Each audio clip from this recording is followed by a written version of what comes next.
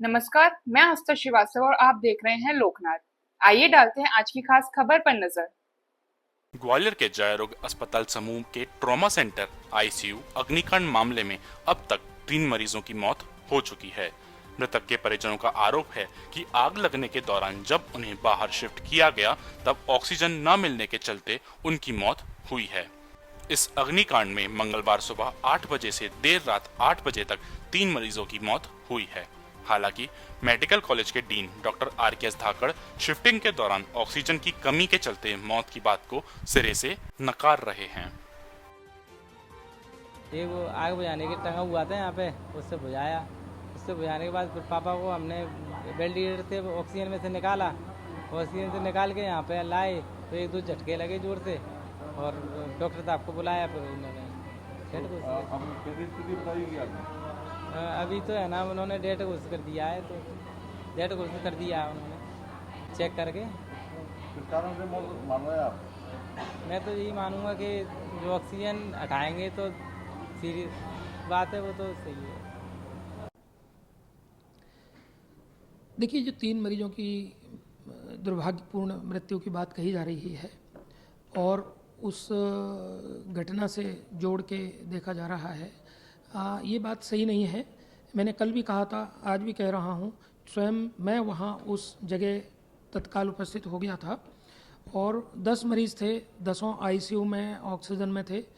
उनमें से सभी मरीजों को सकुशल आईसीयू से तत्काल बाहर निकाल लिया था और वहाँ पर उपस्थित स्टाफ के द्वारा फायर एक्सटिंग्विशर्स की मदद से वो आग पर तत्काल काबू पा लिया गया था। सिर्फ एक एसी तक ही वो सीमित रही, उससे ज़्यादा वो आग कहीं फैल नहीं पाई। जो 3 मरीज़ जिनकी जो मृत्यु की बात आ रही है, उनमें से तीनों के तीनों मरीज़ अत्यंत गंभीर स्थिति में थे। एक जो आज़ाद खान जो पेशेंट था, जो शिवपुरी मेडिकल कॉलेज से रेफ़र हुआ था, वो M1 स्थिति में था। हमारे चिकित्सकों के द्वारा उसका ब्रेन की सर्जरी भी की गई थी और उसके बाद कोई इम्प्रूवमेंट उसमें नहीं हुआ था। चूँकि घटना 6:50 की है और उसकी मृत्यु 11 बजे हुई है, तो इसलिए ये कहना तर्कसंगत नहीं है कि उस घटना से उसका कोई संबंध रहा होगा। दूसरी एक मरीज़ जो रजनी जिसका नाम है, ये मरीज़ शहर के किसी एक प्राइवेट जेके अस्पताल में भर्ती थी। वहाँ से जब उसकी स्थिति गंभीर हुई तो वहाँ से उसको रेफ़र किया गया, वो भी अति गंभीर थी। उसकी मृत्यु न्यूरोसर्जरी विभाग में ट्रांसफ़र होने के बाद 1 बजे हुई है। तीसरा मरीज़ जो छतरपुर से चल के आया, जो इतनी लंबी दूर से यहाँ आके भर्ती हुआ, वो भी बहुत गंभीर था, बाबू पाल। उसकी मृत्यु रात को 8 बजे उपरांत हुई है। तो मैं ये कह सकता हूँ कि अपन इनको अगर तीनों ये दुर्भाग्यपूर्ण मृत्यु जो हुई, इनको यदि इस घटना से जोड़ेंगे तो ये तर्कसंगत नहीं है।